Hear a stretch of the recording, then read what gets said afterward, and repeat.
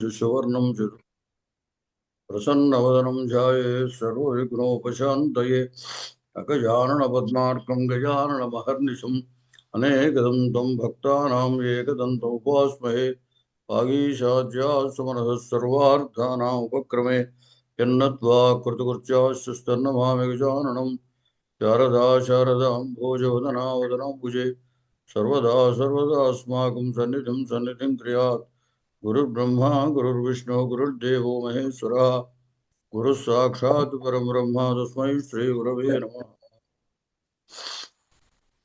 మీరు నేను చెప్పిన తర్వాత చదువుతున్నారా? ఏమండి శ్రోతలారా? చదువుతున్నాం గురుగారు. చదువుతున్నాం మహోదయ, చదువుతున్నాం మహోదయ. చదువుతుంటే మీకు అర్థం అవుతుందా? ఏమైనా సందేహాలు వస్తున్నాయా? గురుగారు అర్థం అవుతుందా? అవుతాను గురుగారు. అది అర్థం అయితే బాధలేదు. ఇది చాలా సులువుగా ఉంటుందని ఇది చెబుతున్నాను.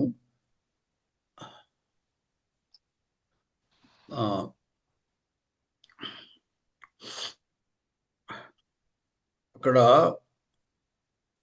తపోవనం అదే ఆశ్రమంలో పద్మావతి వచ్చింది. రాజకుమారి వచ్చిన సందర్భంగా అక్కడ కావలసినటువంటి వాళ్ళందరికీ ఏం కావస్తే అవి తీసుకోండి అని కంచుకి ప్రకటన చేశారు. అంతవరకు చెప్పాం. కస్యార్థ కలశేనకో మృగయతే వాసో యథా నిశ్చితం దీక్షాం పారితవాన్ కిమిచ్చతి పునర్దేయం గురోర్యద్భవేత్ ఆత్మానుగ్రహమిచ్చతి ఇహ నృపజా ధర్మాభిరామ ప్రియా యద్యస్యాస్తి సమీప్సితం వదతు తత్ కస్యాచ్చ కిందీయతాం. వాళ్ళు ఆశ్రమంలో ఉన్నటువంటి వాళ్ళకి అవసరమైనటువంటి తపస్సాధనకు కావలసినటువంటి సామగ్రి అంతా కూడా పరిపాలకుడు రాజే ఏర్పాటు చేస్తాడు.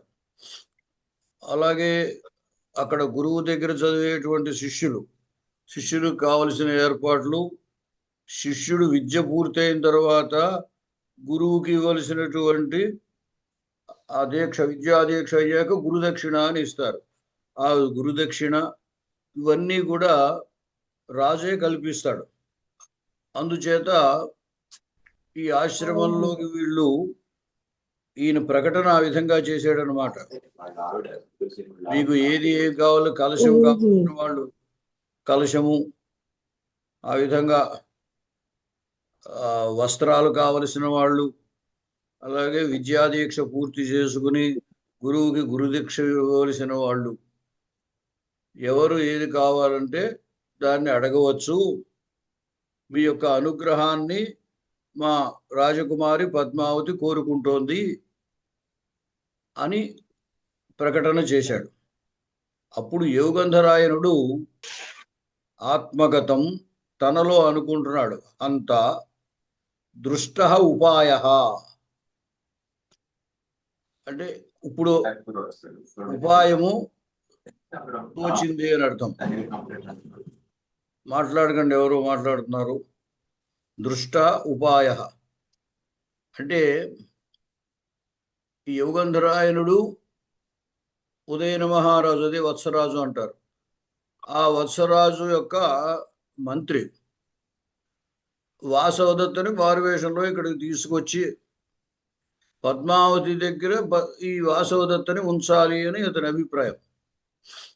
ఎందువల్ల అంటే తర్వాత కాలంలో పద్మావతిని వత్సరాజు వివాహం చేసుకుంటాడు. కాబట్టి ఇన్నాళ్ళు ఈమె రహస్యంగా ఎక్కడ ఉంది అని రాజు ప్రశ్నించినప్పుడు దానికి సమాధానం సులువుగా లభిస్తుంది. పద్మావతి నా దగ్గరే ఉంది అని ఆవిడ సాక్ష్యం చెబుతుంది, ఇబ్బంది లేదు. అందుకోసం అని చెప్పి ఏం చేశాడంటే యోగంధరాయనుడు ఒక సన్యాసి వేషంలో వచ్చి మారువేషంలో పద్మావతిని వాసవదత్తను తీసుకొచ్చి ఇక్కడ పద్మావతి దగ్గర ఉంచాలి అనే అభిప్రాయంతో వచ్చాడనమాట. కాబట్టి ఎప్పుడైతే కంసుకి ఈ ప్రకటన చేశాడో, ఎవరికి ఏది కావాలో కోరుకోండి అన్నప్పుడు యుగంధరాయణుడు తనలో అనుకున్నాడు అనమాట, అంత దృష్ట ఉపాయ, అంటే ఈమెను పద్మావతి దగ్గర ఉంచడానికి ఉపాయం ఒకటి కనపడింది అనుకున్నాడు. ప్రకాశం పైకి, భోహో అహం అర్థీ, నేను కోరికతో ఉన్నవాడిని. అర్థి అంటే అంటే యాచకుడు. సాధారణంగా మనం యాచన చేసేవాడిని యాచకుడు అని అంటాం. కోరికతో ఉన్నవాడిని అర్థి. గురువు గారు, మీది కొంచెం కట్ అయిపోతుంది మహోదయ. ఆహా, మీ వాయిస్ కొంచెం కట్ అయి వస్తుంది. చూద్దాం మరి ఎందుకు. నెట్వర్క్ ఒకవేళ వీక్ గా ఇతః పూర్వమేవ నెట్వర్క్ ఇతః ఏమన్నా పూర్వమేవ మహోదయ ఆ? इतः पूर्वमेव किञ्चिदेव भग्नः जातः इदानीं तु सम्यक् एव अस्ति భౌత్. లలిత వాణి గారు ఏమైనా మీరైనా మాట్లాడేది? మహోదయ. గురుగారు ఇక్కడ హస్తానా హంతానా మీరు అన్నది? అంత హంత, అక్కడ మిస్టేక్, నకారం కింద తకారం, హంతానే ఉండాలి. అది ఇప్పుడు మార్చేయడానికి లేదు, అది PDF కదా, అది హంతానే చదువు. అది అలాగే. భోహో అహం అర్థి, అంటే నేను కోరిక కలిగిన వాడిని అయ్యాను, అంటే నేను ఏదో కోరుకోవాలనుకుంటున్నాను అని అన్నాడు ఆయన. అప్పుడు పద్మావతి దిష్ట్యా సఫలం మే తపోవనాభిగమనం. అది అంటే మనం ఎవరికైనా ఏదైనా ఇద్దామని కోరికతో ఉన్నాం అనుకోండి, ఇద్దామంటే తీసుకునేవాళ్ళు ఉండాలి. అంటే దాత ప్రతిగ్రహీత, తీసుకునేవాడు ఉంటేనే మనం దాత అవుతాం. అసలు తీసుకునేవాడే లేడు అనుకోండి, అప్పుడు ఈయన మహాదాత అని చెప్పడానికి అవకాశం ఉండదు. ఆశ్రమంలో ఎప్పుడు కూడా కోరికలతో ఉండేవాళ్ళు ఆశ్రమంలో ఉండరు. రాగద్వేషాలు లేకుండా ఉండేటువంటి వాళ్ళే అక్కడ తపస్సు చేసుకుంటూ ఉంటారు. శమధమాదులు అంటారు కదా, అంటే బాహ్య ఇంద్రియ నిగ్రహం, అంతరింద్రియ నిగ్రహం. ఈ ఇంద్రియ నిగ్రహం ఉన్న వాళ్ళకి ఇంకా రాగద్వేషాలు ఏమి ఉండవు. అందుచేత తపోవనంలో మీకు ఏం కావాలి అంటే కోరుకునేవాడు నాకు ఇది కావాలి, అది కావాలి, అది కావాలని అడగరు. అయితే యోగంధరాయనుడు తన పని మీద వచ్చాడు కాబట్టి నా కోరిక ఒకటి ఉంది అని అన్నాడు. అహం అర్థి అన్నాడు, అంటే నేను కోరికతో ఉన్నవాడిని అని అన్నాడు. అంటే అప్పుడు పద్మావతి అంటుంది అనమాట, దిష్ట్యా సఫలం మే తపోవన అభిగమనం, నేను తపోవనానికి రావడము ఈరోజు సఫలమైంది. దిష్ట్యా అంటే అదృష్టవశాత్తు, దైవాత్తు నేను ఆశ్రమానికి రావడం సఫలమైంది కదా. అంటే వాసవ దత్తం అనేది స్టోరీ నవల చెప్తున్నారు. వేరే వాళ్ళు మ్యూట్ పెట్టుకోండి, మనం మాట్లాడేదేం లేదు కదా. ఓహో, మాట్లాడుతున్నారు, మాట్లాడకండి అమ్మా. నన్ను కోహోస్ట్ చేసానన్న, నేను చూస్తాను. హోస్ట్ చేయాలంటే ఎట్లా చేయాలి? నా పేరు పక్కన అక్కడ డాట్స్ వస్తాయి చూడు ఒకసారి. నా పేరు మీదకి వెళ్తే అక్కడ 3 డాట్స్ కనిపిస్తాయి, అక్కడ నొక్కితే కోహోస్ట్ అని ఉంటుంది, అది చేసేది. శిరీష్ గారు నేను చేస్తా ఉండండి. అనే పదం ఎలా వచ్చింది గురువు గారు? మీరు చేయండి. అనంతకృష్ణ చేస్తున్నాను. ఓకే గురువు గారు, ఈ దిష్ట్య అనే పదం ఎలా వచ్చిందో చెప్పరా? ఉండండి, ఎలా వచ్చింది? ఉండండి ఒకసారి, ఆయన ఏదో మాట్లాడుతున్నారు. ఒక్క నిమిషం మీరు ఉండండి గురువు గారు. ఉంటున్నానండి. ఏది శిరీష పేరు కనపట్లేదు ఏమిటి? కనపడింది. ఒక్క క్షణం, ఎందుకు వస్తారండి? శిరీష ఎక్కడ పోయిందమ్మా?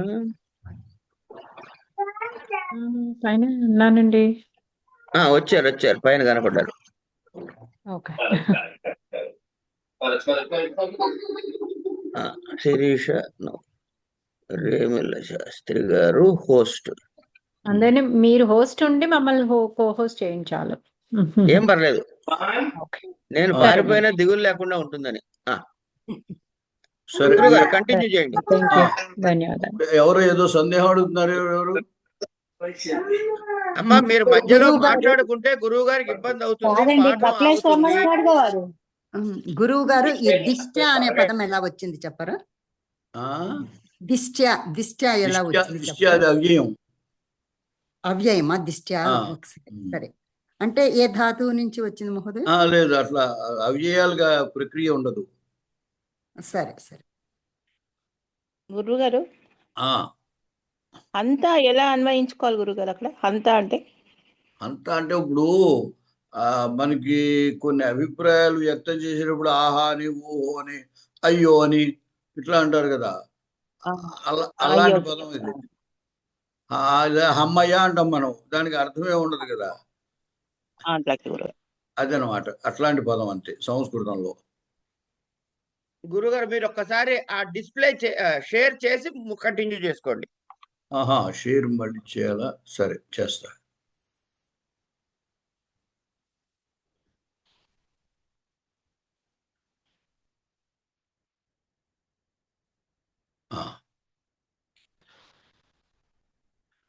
అంచేత ఆ పద్మావతి ఏమనుకుందనమాట, దైవాత్తు నేను ఇక్కడికి రావడం సఫలమైంది కదా అని భావించింది. అప్పుడు కంచుకి భోహో కింక్రియతాం అంటే ఏం చేయాలి, కర్మని ప్రయోగం, మా చేత ఏమి చేయబడాలి అని అర్థం. అంటే మేమేం చేయాలి? యోగంధరాయణ. గురుగారు తాపసిది చదవలేదు గురుగారు. పైన తాపసిది. అది కావాలి, ముఖ్యమైనది. ఇప్పుడు ఆమె పద్మావతి నా యొక్క తపోవనానికి రావడము సఫలమైంది అన్న తర్వాత ఆ వృద్ధురాలు అంటే తల్లి ఆవిడ తాపసి, సంతుష్ట తపస్విజనం ఇదం ఆశ్రమ పదం. ఇక ఉన్నవాళ్ళంతా వాళ్ళకు ఉన్నదాంతో సంతృప్తి చెందేవాడు, సంతుష్టులై ఉన్నటువంటి వాళ్ళు ఈ ఆశ్రమంలో ఉన్నవాళ్ళు. కాబట్టి ఈ ఆశ్రమ పదం, ఈ ఆశ్రమ స్థానము ఎటువంటిది అంటే సంతుష్ట తపస్విజనం, అంటే సంతుష్టి చెందిన తపస్సు చేసుకునేటువంటి జనంతో కలిగినది. తపస్విజనులు తపస్సు చేసుకునేవారు, వాళ్ళంతా సంతుష్టితో ఉన్నారు. అటువంటిది ఇక్కడ ఎవరు మిమ్మల్ని ఇది కావాలి అని అడగరు. కానీ ఇతను ఎవడో అడిగాడంటే ఆగంతుకేన అనేన భవితవ్యం. ఇతడు కొత్తగా ఈ ఆశ్రమంలో చేరుంటాడు అంటే ఆగంతుకేన అనేన భవితవ్యం, ఎవరో కొత్తగా వచ్చినటువంటి వాడు. ఆగంతుక అంటే వచ్చినటువంటి వాడు. అంచేత ఎవరో కొత్తగా వచ్చిన వాడు అయి ఉంటాడు, అందువల్ల ఇలా అడుగుతున్నాడు అని. ఆగంతుకేన అనేన భవితవ్యం. ఇక్కడ చిన్న అంటే వ్యాకరణ మాట ఒకటి చెప్తాను. సాహిత్యంలో వ్యాకరణం చెప్పకూడదు అంటారు అసలు, టీచింగ్ మెథడాలజీలో. కానీ ఇక్కడ ఒక మాట చెప్తాను నేను. భూధాతువు అకర్మక ధాతువు అన్నమాట. అకర్మక ధాతువుకి కర్తరి ప్రయోగము, భావే ప్రయోగము ఉంటుంది. కర్తరికి ప్రయోగం అయితే అయం ఆగంతుక భవతి అని అర్థం. అంటే ఇతడు ఆగంతుకుడు అవుతున్నాడు, అంటే ఆగంతుకుడు కొత్తగా వచ్చినవాడు. దానికి కర్మని ప్రయోగం ఉండదు అకర్మక ధాతువు కాబట్టి. భావే ప్రయోగం ఉంటుంది. భావే ప్రయోగం భవితవ్యం, అగును అని అర్థం. అగును అన్నప్పుడు అగుట భూసత్తాయాం ధాతు, ఉండుట, అగుట. అక్కడ క్రియ మాత్రమే చెప్పబడుతుంది అన్నమాట భావే ప్రయోగంలో. కర్త కాని కర్మ కాని ఏమి క్రియాపదం చేత చెప్పబడదు. ఇక్కడ తవ్య అనే ప్రత్యయం, భూధాతువు మీద తవ్య ప్రత్యయం చేస్తే భవితవ్యం అవుతుంది. భావార్థంలో వచ్చిందనమాట. అంచేత అగుట అని అర్థం. అగుట అంటే ఎవరు అంటే ఉండుట, భూసత్తా అని చెప్పాం కదా, ఉండుట. ఉండుట అంటే ఎవరున్నాడు? ఆ ఆగంతుకుడు ఉన్నాడు. కానీ ఈ భవితవ్యం అనే తవ్య అనే ప్రత్యయం చేత కర్త చెప్పబడలేదు. కర్త చెప్పబడకపోతే కర్తకి తృతీయ వాడతారు. అందువల్ల ఆగంతుకేన అనేనా అని తృతీయ వాడారనమాట. అంటే అయం ఆగంతుక భవతి అని ఉందనుకోండి. అయం ఆగంతుక భవతి అని కర్తరి ప్రయోగం. అంటే ఇతడు ఆగంతుకుడు అయి ఉన్నాడు అన్నది అగును. దీనికి అకర్మక ధాతువు కాబట్టి కర్మణ ప్రయోగం ఉండదు, భావే ప్రయోగం ఉంటుంది. భావే ప్రయోగంలో భవితవ్యం అగును అని అర్థం. ఈ భవితవ్యంలో తవ్య అనే ప్రత్యయం చేత కర్త చెప్పబడ్డు, కర్మ చెప్పబడలేదు, కేవలం క్రియ మాత్రమే భావం అంటారు. అంచేత ఆ క్రియ చేసిన వాడు కర్త. కాబట్టి అటువంటి చోట ఈ ప్రత్యయం చేత కర్త చెప్పబడకపోతే వ్యాకరణ రీత్యా కర్తకి తృతీయ వాడాలన్నమాట. అంచేత ఆగంతుకేన అనేన భవితవ్యం. దీనికి తెలుగులో మనం ఇతని చేత ఆగంతుకుని చేత అని తృతీయార్థం చెప్పకూడదు. తృతీయ ఉన్నా తెలుగులో అర్థం చెప్పేటప్పుడు మాత్రం ఇతడు ఆగంతుకుడు అయి ఉండవలను, అతడు ఆగంతుకుడు అయి ఉంటాడు అనే అర్థం చెప్పాలి. కానీ ఇతని చేత లేకపోతే ఈ ఆగంతుకుని చేత ఉండబడినది అని అట్లా చెప్పకూడదు అనమాట. ఎందుకంటే అకర్మక ధాతువు కాబట్టి. సరే, ఇటువంటి భావే ప్రయోగాల్లో తెలుగు అర్థం చెప్పినప్పుడు అతను సాధారణంగా కర్తార్థం ఎలా చెబుతామో అట్లాగే చెప్పారు. అంటే సంస్కృతంలో అర్థం చెప్పినప్పుడు ఏమంటారంటే ఆగంతుక కర్తృక భవనం అని చెప్తారు. ఆగంతుకుడు కర్తగా కలిగిన భవనం అంటే ఉండుట. తెలుగులో మరి అలా చెప్పడం కుదరదు, తెలుగుకి ఆ పద్ధతి లేదు. అంచేత ఇతడు ఆగంతుకుడు అయి ఉంటాడు అని తాత్పర్యం అన్నమాట. సరే, అదంతా వ్యాకరణంలో కారక ప్రకరణం ఉంది, అటువంటి చోట తెలుస్తుంది. ఫోన్లండి, ఇప్పుడు మీకు అంత లోపలికి వద్దులండి, కొంచెం ఊరికే తెలుసుకోండి. భో కంచుకి భోహో కింక్రియతాం. సరే, మేమేం చేయాలి అని మళ్ళీ అన్నాడు ఆయన. అప్పుడు యోగంధరాయనుడు అంటున్నాడు, ఇయం మే స్వస, ఈమె నా సోదరి, ప్రోషిత భర్తృకాం ఇమాం ఇచ్చామి అత్ర భవత్యా కంచిత్ కాలం పరిపాల్యమానాం. ఈమెనే సోదరి, ప్రోషిత భర్తృకాం ఇమాం. ప్రోషిత భర్తృక అంటే భర్త ఏదో ఊరు వెళ్ళినటువంటి ఆమె, అంటే ఆమె యొక్క భర్త ఎక్కడికో వెళ్ళాడు. కొంతమంది ఇప్పుడు విదేశాలు వెళ్ళినప్పుడు భార్యను ఇక్కడ వదిలేసి తను ఒక్కడే విదేశాలకు వెళ్తూ ఉంటాడు. అలాగా మరొక చోటకి వెళ్ళినటువంటి భర్త కలిగినటువంటిది అనమాట.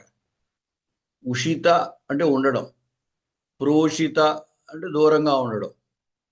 కాబట్టి దూరంగా ఉన్న భర్త కలిగినటువంటిది ఆమె, ఈ నా సోదరి.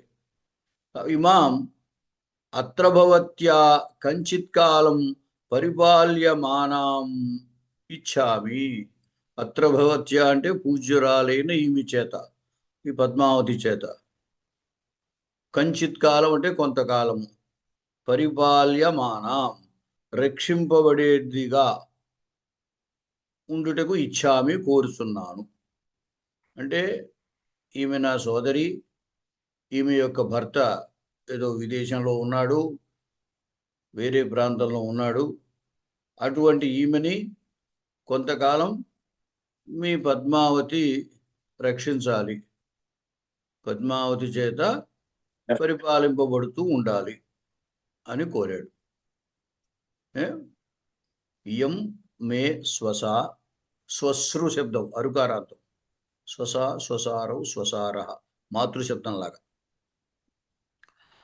ఇయం మే స్వస, ఈమె నా సోదరి, పురోషిత భర్తృకాం ఇమాం అంటే వేరే ప్రాంతములో ఉన్నటువంటి భర్త కలిగిన ఈమెను, అత్ర భవత్యా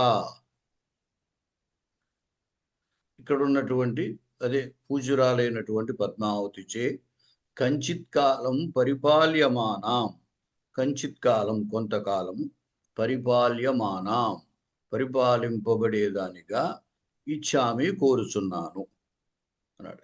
సరే, కంచిత్ కాలం అనే మాట విన్నారా? ఇది మీకు నేను ముందు ఇంతకుముందు కశ్చితు, కించితు, ఆ చిత్తు, చన అనే శబ్దాలు కిం శబ్దాన్ని అన్నిటికీ కూడా వాడచ్చు. అన్ని రూపాలకి కూడా, అన్ని విభక్తుల్లో కూడా ఈ చిత్తు, చన వాడచ్చని మీకు ఒకసారి చెప్పాను నేను పాఠంలో, గుర్తుందా?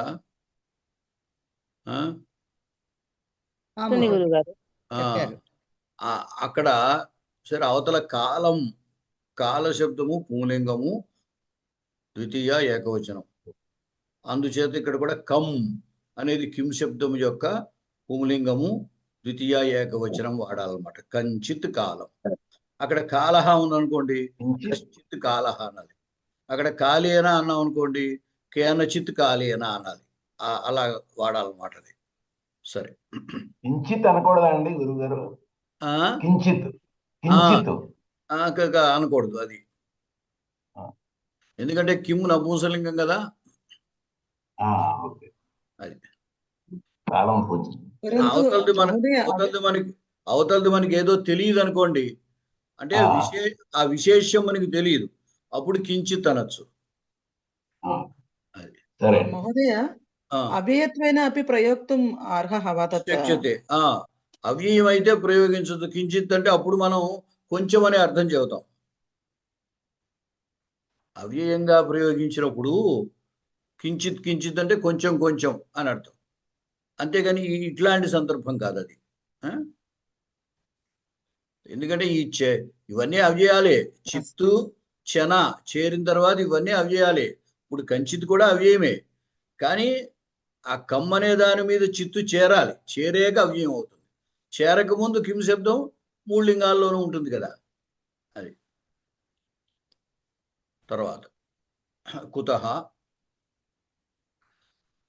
కార్యం నైవార్థైర్నాపి భోగైర్న వస్త్రైః నాహం కాషాయం వృత్తిహేతోః ప్రపన్నః ధీరా కన్యేయం దృష్టధర్మ ప్రచారా శక్తా చారిత్రం రక్షితుం మే భగిన్యాః.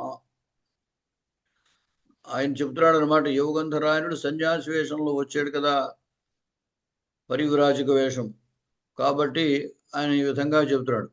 కార్యం నైవ అర్థై నాపి భోగై న వస్త్రై. అంటే మాకు వీటితో పని లేదు.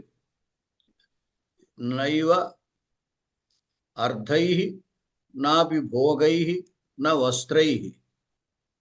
అక్కడ అర్థై దగ్గర కూడా అర్థ అనే ఆకారం పడింది, ఐకారం ఉండాలి.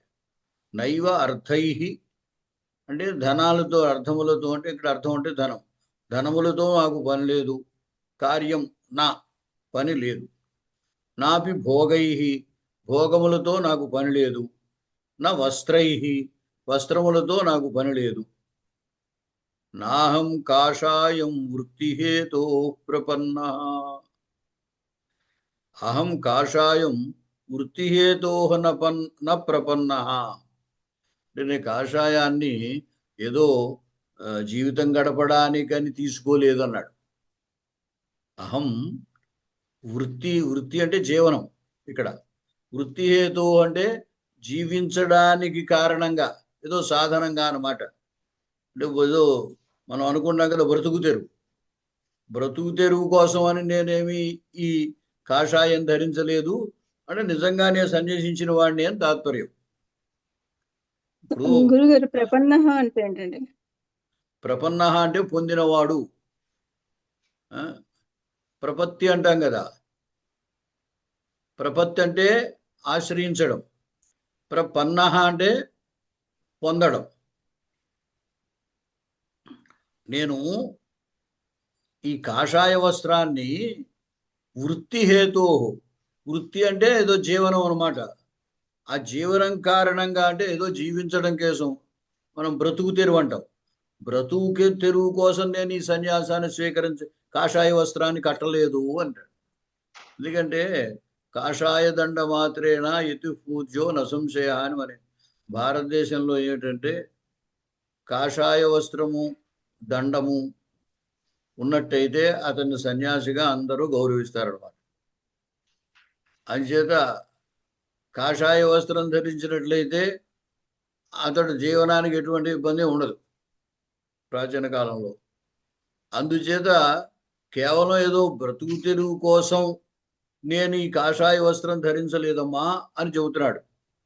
నా అహం కాషాయం ప్రపన్న అంటే వృత్తిహేతు, ప్రాప్త అని చెప్పుకోవచ్చండి. అంతే అంతే అంతే, వృత్తిహేతో న ప్రపన్న, కేవలం జీవిత అంటే కేవలం జీవనం కోసం అని చెప్పి నేను ఈ కాషాయాన్ని స్వీకరించిన వాణ్ణి కాదు. ధీరా కన్యా ఇయం దృష్టధర్మ ప్రచార. ఈవిడ ఎదురుగుండా ఉన్నటువంటి ఈ పద్మావతి ధీరా అంటే ధైర్యం కలిగినటువంటిది. పైగా ఈమె కూడా కన్యా, అవివాహితైనటువంటి స్త్రీ. అలాగే దృష్ట ధర్మ ప్రచార అంటే ధర్మ ప్రచారమునందు చూడబడినటువంటి, చూడబడ్డం అటువంటి ప్రసిద్ధి ఈవిడికి ఉన్నది. ధర్మాన్ని ఇష్టపడుతుంది, ధర్మాన్ని ఆదరిస్తుంది అనేటువంటి లోకంలో ఇటువంటి ప్రచారం ఈవిడికి ఉంది.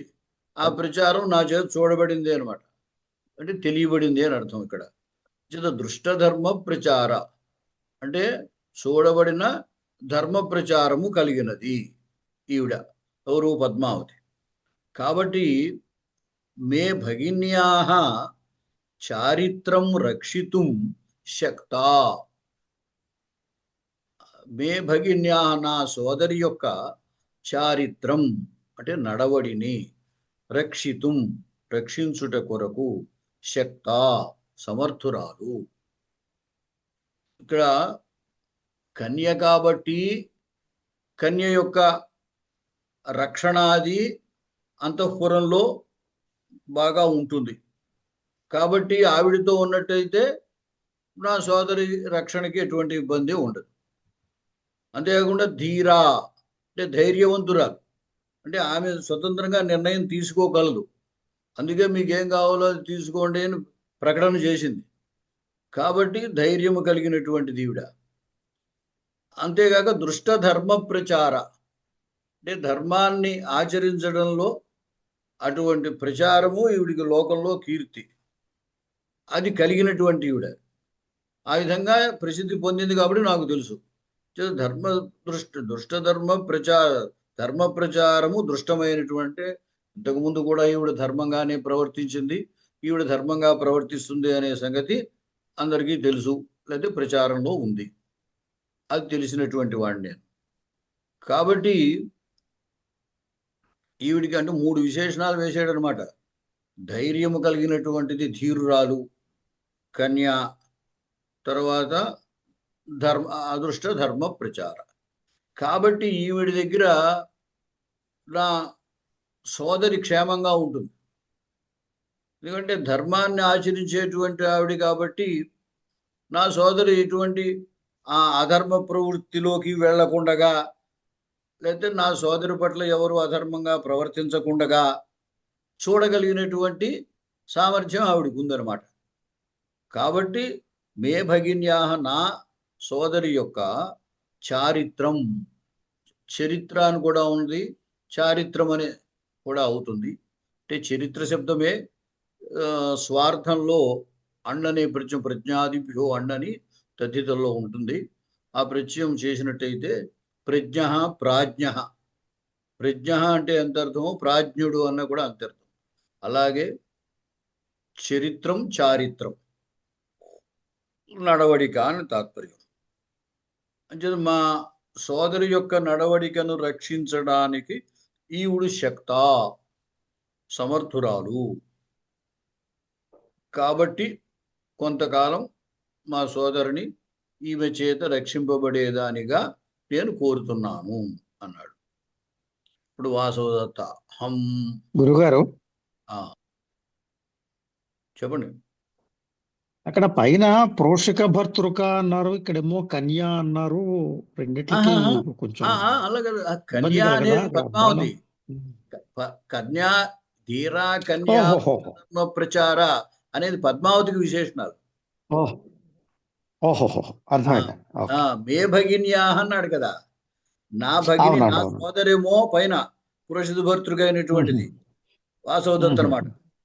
కాబట్టి ఈవిడ ఈ పద్మావతి ధీరురాలు, కన్యా, ధర్మ ప్రచారం కలిగినటువంటిది.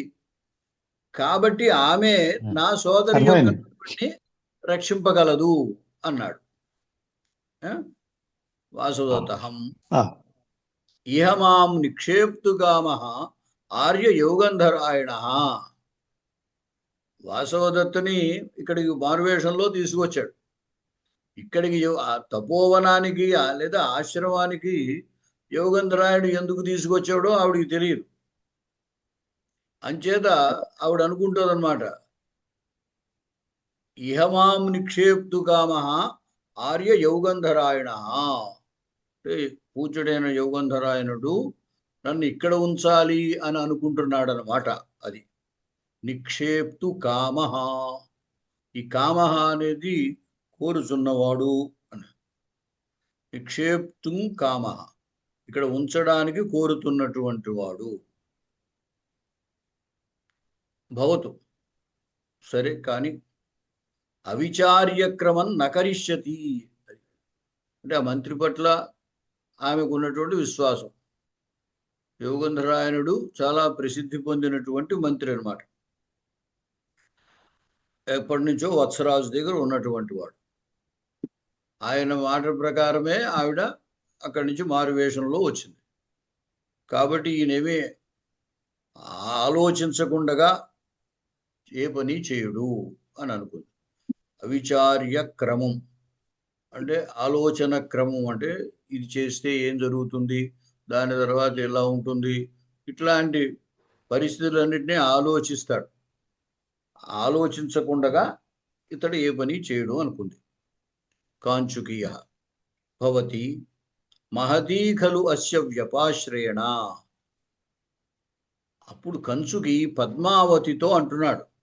భవతి, భవతి అనే సంబోధన, పూజ్యురాల అని అర్థం. ఈ భవతి శబ్దం గురించి ఇంతకుముందు కూడా వచ్చింది మనకి. ఈ భవతి అని ఈకారాంత స్త్రీలింగ శబ్దం అన్నమాట. దానికి సంబోధనలో ఇప్పుడు గౌరీ శబ్దానికి గౌరీ అన్నట్టుగా భవతి అని అవుతుంది. మహతీ ఖలు అస్య వ్యపాశ్రయణ అంటే ఇతని యొక్క ఆశ్రయింపు అని అర్థం. వ్యపాశ్రయణ అంటే మరొకరిని ఆశ్రయించడం. ఇక్కడ ఈ ఆశ్రయించడం అంటే ఈ పని చేయడం అని కోరుకోవడం. ఈ వ్యపాశ్రయణ అంటే ఇతని యొక్క ప్రార్థన. ఈ ప్రార్థన మహతీ ఖలు అంటే చాలా గొప్పది, కష్టంతో కూడింది అని ఉద్దేశం. మహతీ ఖలు అస్య వ్యపాశ్రయణ. అస్య అంటే ఈ యోగంధరాయుడు యొక్క, ఇతని యొక్క వ్యపాశ్రయణ ప్రార్థన, ఆశ్రయింపు మహతీ ఖలు కష్టమైంది కదా. ఎందువల్ల కథం అయింది, ఎందువల్ల తర్వాత చెప్తాడు. కథం ప్రతిజానీమః, మనం ఎలా మాటిస్తాం. ఈ ప్రతిజానీమః ప్రతిజ్ఞాతం జ్ఞాధాతు అనమాట. ఈ జ్ఞాధాతువుకి ప్రతి చేరిస్తే అలాగే ప్రతిశ్రుతి అని ఒకటి మాట, ఒకటి అది ఏమిటంటే మాట ఇవ్వడం అని అర్థం అనమాట. కథం ప్రతిజానీమః అంటే మనం ఎలా మాట ఇవ్వగలం అన్నాడు. కుతః ఎందువల్ల అంటే ఈయన కోరిక చాలా కష్టమైంది. పెద్దది లేతే పెద్దది, గొప్పది. గొప్పది అని ఇక్కడ తాత్పర్యం గొప్పది కాదనుకోండి, అంచేత కష్టమైంది పెద్దది అని. ఎందువల్ల అంటే సుఖమర్దో భవేద్ దాతుం సుఖం ప్రాణాః సుఖం తపః సుఖం అన్యత్ భవేత్ సర్వం దుఃఖం న్యాసస్య రక్షణం. అంటే ఎదటివాడి వస్తువు మన ఇంట్లో దాచుకోవడం అనేదంత కష్టమైన పని ఇంకోటి ఏది ఉండదు. దుఃఖం న్యాసస్య రక్షణం. న్యాసము అంటే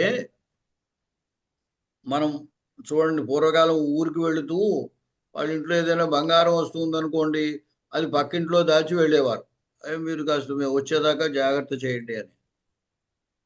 ఎవరైనా మన ఇంట్లో విలువైన వస్తువు దీన్ని కాస్త చూస్తూ ఉండండి అని ఇచ్చారనుకోండి, అప్పుడు ఏమవుతుంది, ఆ వస్తువుని మనం ఉపయోగించడానికి లేదు, ప్లస్ దానికి ఎటువంటి ఇబ్బంది లేకుండా ఎల్లవేళలా దాన్ని కాపాడుతూ ఉండాలి. ఎందుకంటే ఏమాత్రం తేడా వచ్చినా ఏమంటారు, మన్ని నిందిస్తారు, మీరేదో చేశారు ఆ వస్తువునని. అందువల్ల ఎదుటివారి వస్తువుని మన ఇంట్లో రక్షిస్తూ అట్టే పెట్టుకోవడం అనేది చాలా కష్టమైన పని. న్యాసం అంటే అదే అర్థం. ఏమిటి? ఒక వస్తువుని ఇంకొకరింట్లో పెట్టడం, మన వస్తువుని విలువైన దాన్ని ఇంకొకరింట్లో దాచమని అట్టే పెట్టడం, దానికి న్యాసం అని పేరు. మామూలుగా న్యాస శబ్దానికి ఉంచుట అని అర్థం. కాబట్టి దుఃఖం న్యాసస్య రక్షణం. ఎదుటివాడి వస్తువు మన ఇంట్లో ఉంచితే దాన్ని రక్షించడం అనేది చాలా కష్టమైన పని. మిగతా ఏ పనులైనా సులువే అంటున్నాడు ఇక్కడ. సుఖమర్థో భవేద్దాతుం. ధనం ఎవరికైనా కావాల్సింది ఇవ్వడం అనేది సుఖం. అప్పుడు వాళ్ళు అడుగుతారు, అడిగిన ధనం మన దగ్గర ఉంటే ఇచ్చేస్తా, అయిపోతుంది అక్కడితో. గురుగారు ప్రాణాలు ఇవ్వడమైనా సుఖమే అన్నాడు. న్యాసం అంటే కలన్యాసం, హృదయన్యాసం అది చెప్తుంటారు కదా, అది కాదా? అంగన్యాస కరన్యాసములు అంటారు కదా. న్యాసం అంటే ఉంచడం అని అర్థం. ఇప్పుడు అంగన్యాస కరన్యాసముల దగ్గర మనం ఏం చేస్తాము, ఈ చెయ్యాలి అయితే ఈ వేలు అక్కడ ఆ ప్రదేశంలో పెడతాం కదా. హృదయాయ నమః అంటే చెయ్యి పట్టుకెళ్ళి హృదయం అది అది న్యాసం అంటే ఉంచడం. సుఖం ప్రాణాహ ఏమిటి? దాతుం అనేది అర్ధ దాతుం సుఖం, ప్రాణాహ దాతుం సుఖం, తపః దాతుం సుఖం. అంటే ప్రాణాలు ఇవ్వడమైనా సుఖమే, మనం చేసిన తపస్సు ఎదుటి వాళ్ళకి ఇవ్వడమైనా సుఖమే. సుఖం అన్యత్ భవేత్ సర్వం. అది ఇంకా ఏదైనా సరే ఎదుటి వాడికి ఇవ్వడం సుఖమే. కానీ న్యాసస్య రక్షణం దుఃఖం. న్యాసాన్ని రక్షించడం చాలా దుఃఖం, కష్టంతో కూడిన పని. కాబట్టి మాట ఇవ్వద్దు అంటాడు ఈయన. సుఖమర్థో భవేద్ దాతుం సుఖం ప్రాణాః సుఖం తపః సుఖం అన్యత్ భవేత్ సర్వం దుఃఖం న్యాసస్య రక్షణం. అప్పుడు పద్మావతి అన్నది, ఆర్య ప్రథమం ఉద్ఘోష్య కహ కిం ఇచ్చతి ఇది అయుక్తం ఇదానీం విచారయితుం. అది మనం ఎవరికి ఏది కావాలో కోరుకోండి మేము ఇచ్చేస్తాం అని ప్రకటించేసి ఇప్పుడు వాళ్ళు కోరుకున్న దాన్ని బట్టి మళ్ళీ కాదు అనడం యుక్తం కాదయ్యా అన్నాడు. రామాయణంలో ఆ దశరథుడు విశ్వామిత్రుడు వచ్చినప్పుడు ఆయనకి అర్ఘ్యపాద్యాలు ఇచ్చి మీకు ఏది కావాలో అది కోరుకోండి, మీకు ఏం కావస్తే అది ఇచ్చేస్తా అన్నాడు ఆయన ముందు. తీరా అలా అనేసిన తర్వాత విశ్వామిత్రుడు మీ పుత్రుడు రాముడిని నాతో కూడా పంపు అనేసరికి ఆయన మళ్ళీ వెనక్కి తీయడానికి ప్రయత్నించాడు. తర్వాత ఏదో వశిష్ఠుడు వారు చెప్పడంతో పంపించాడు అనుకోండి. అంటే మొట్టమొదట మన అదేమిటో తెలియకుండా ముందు మాట ఇచ్చేస్తే ఇటువంటి చిక్కులు ఏర్పడుతూ ఉంటాయి అన్నమాట. కాబట్టి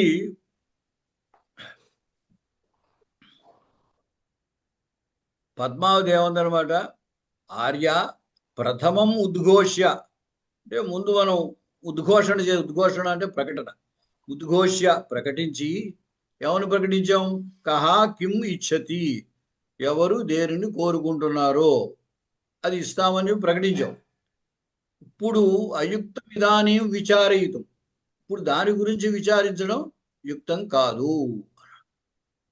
అంతే కదా. బలిచక్రవర్తి వామనుడు 3 అడుగులు నేల ఇమ్మంటే బలిచక్రవర్తి సరే అన్నాడు. శుక్రాచార్యుడు తెలుసు వామనుడు శ్రీ మహావిష్ణువు అని, అందుచేత ఆయన అతడు సామాన్యుడు కాదు, నువ్వు ఇవ్వద్దు అంటాడు. కానీ అతను ఏమన్నాడు? నేను ఇస్తానన్నాను కాబట్టి ఇచ్చేస్తా అన్నాడు. అది అలాగే ఏమిటంటే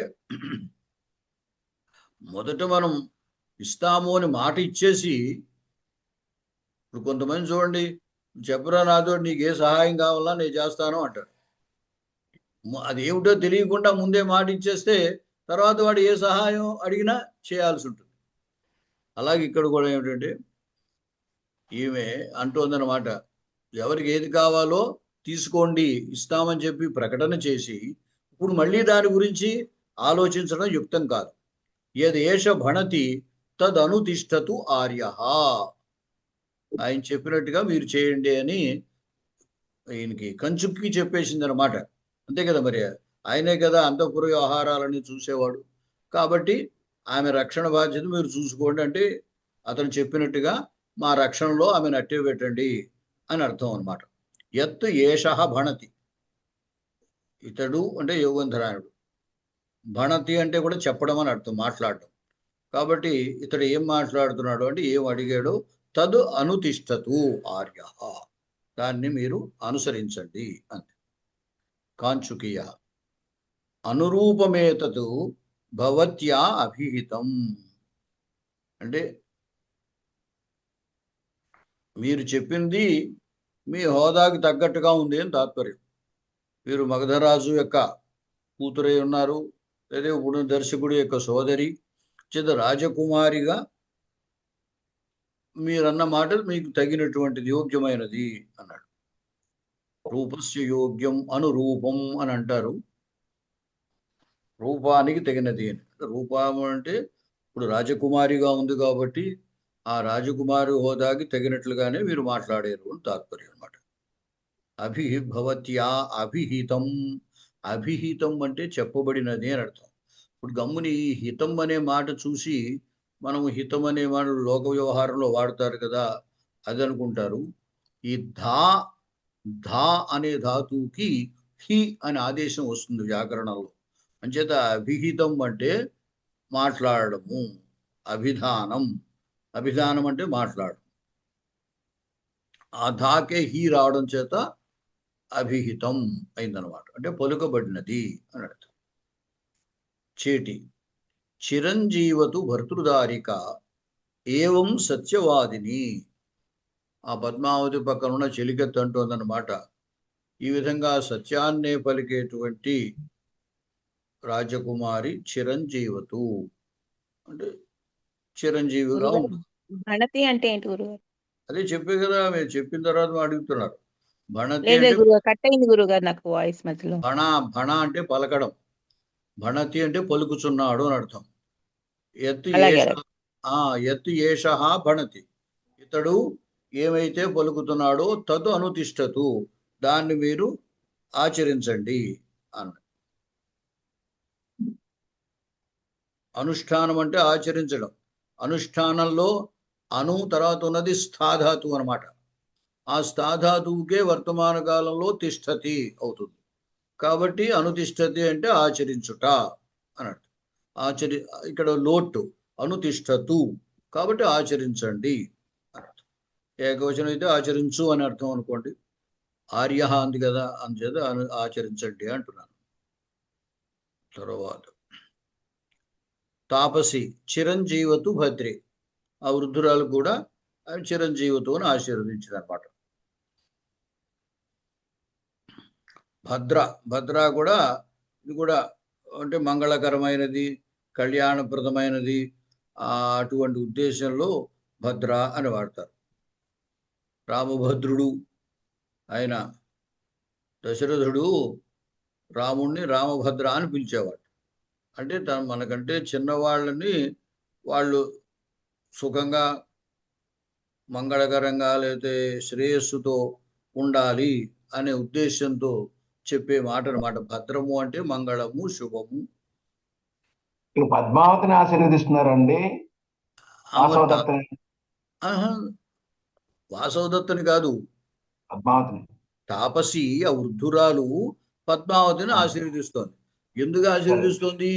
నువ్వు ఈ మాట ఇచ్చావు కదా, మాట ఇచ్చి కష్టమైనా సరే దాన్ని అనుసరించడానికే, వెనక్కి తీయకుండా ఆ కష్టమైన దాన్ని ఆచరించడానికే ఆమె అంగీకరించింది. కాబట్టి వీళ్ళు అట్లా మాట్లాడుతున్నారు. చెలికెత్తేమో నువ్వు ఇలాగే నిజం మాట్లాడేటువంటి దానివే, సత్యవాదినివై చిరంజీవతు చిరకాలం ఉండుగాక అని చెలికెత్తింది. అది కోరిక అన్నమాట, శుభాకాంక్షలు చెప్పినట్టుగా, అభినందనలు చెప్పినట్టుగా. తాపస్యమో చిరంజీవతు భద్రే, పెద్ద వృద్ధురాలు కాబట్టి ఆశీస్సులు ఇచ్చినట్టు అనమాట. కాంచుకీయ భవతి, భర్తృదారి భర్తృదారిక. భర్తృదారి అన్నాడండి. భర్తృదారి. భర్తృదారిక అంటే రాజకుమారి, ఇంతకుముందు ఆహా. చెప్పాను. భర్త అంటే ఇక్కడ రాజు, సరే సరే. పరిపాలకుడు. వచ్చేది భర్తృదారిక అంటే రాజకుమారి. కాంసుకీయ భవతి తథా, అట్లాగే అన్నాడు. ఉపగమ్య భోహో, ఉపగమ్య అంటే ఆ యోగంధరానుడి దగ్గరకు వెళ్ళానమాట. భో సమీపించి అని అర్థం ఉపగమ్య అంటే. భోహో అభ్యుపగతం అత్ర భవతః భగిన్యాః పరిపాలనం అత్ర భవత్యా.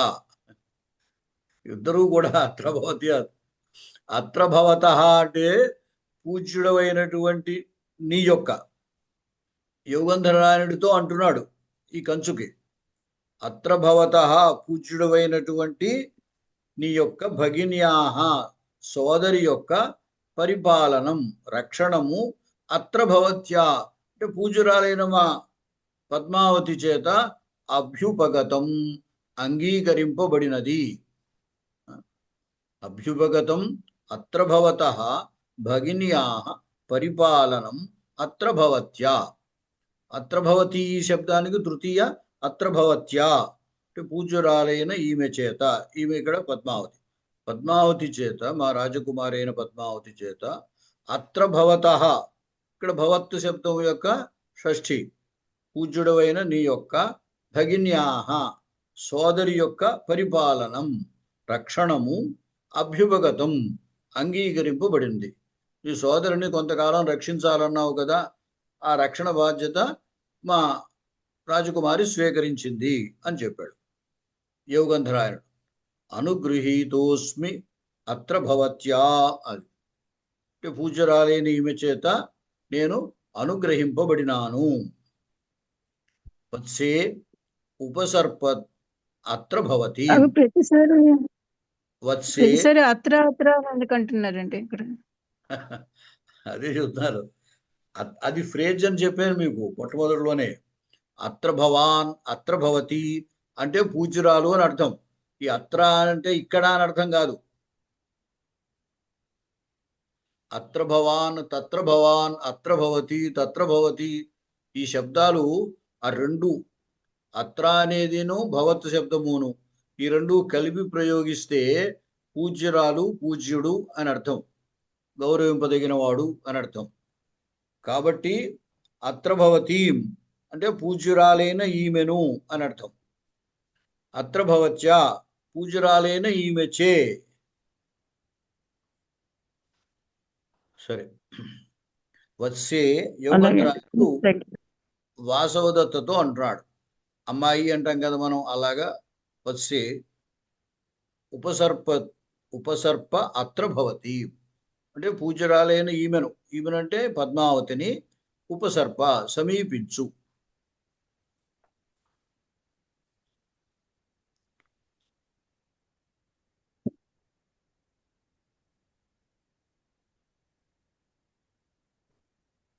వాసవదత్త ఆత్మగతం. కాగతి తల అనుకుంటుంది. కాగతి అంటే ఇంక దిక్కే ఉంది, గతే ఉన్నది. ఏషా గచ్చామి మందభాగా. సరే అంటే మందభాగా అంటే దురదృష్టవంతురాలని ఏషా గచ్చామి అంటే దురదృష్టవంతురాలైనటువంటి ఈ నేను అనమాట. ఏషా అంటే ఈమె అని అర్థం కదా. కాబట్టి ఈ నేను గచ్చామి వెళుతున్నాను. ఆయన వెళ్ళన్నాడు కదా, పద్మావతి దగ్గరికి వెళ్ళన్నాడు. సరే ఈవిడు వెళుతోందనమాట. మరి భర్తని విధులు రావడం దురదృష్టమే కదా. అందుకోసం పద్మావతి భవతు ఆర్య ఆత్మీయ ఇదానీం సంవృత్త. ఆమె దగ్గరికి వచ్చింది. వస్తే భవతు సరే సరే అని అర్థం. మనం భవతు అంటే సరే అవుగాక అని అర్థం. అవుగాక అంటే సరే అన్నప్పుడు మనం అలా వాడతాం. ఆర్య దీర్ఘం ఆర్య ఆత్మీయ ఇదానీం సంవృత్త. ఇప్పుడు ఈ పూజ్యురాలైన వాసవదత్త అని ఆ సంగతి పద్మావతి తెలియదు అనుకోండి. అవంతిగా వేషంలో, అవంతి దేశం స్త్రీ వేసుకునేటువంటి ఆ కట్టు, అది ఆ చీర ధరించడం పద్ధతి. అవంతిగా వేషం అంటే అది. ఆ అవంతిగా వేషంలో ఉన్నటువంటి వాసవదత్తను అంటుందన్నమాట.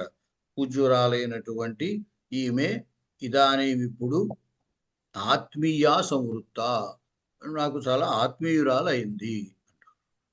తాపసి యా ఈదృశీ అస్యాః ఆకృతిః ఇయమపి రాజదారికా ఇది తర్కయామి. ఆవిడ పెద్ద ఆవిడ కదా, అంచేత ఆవిడ ఊహిస్తుంది.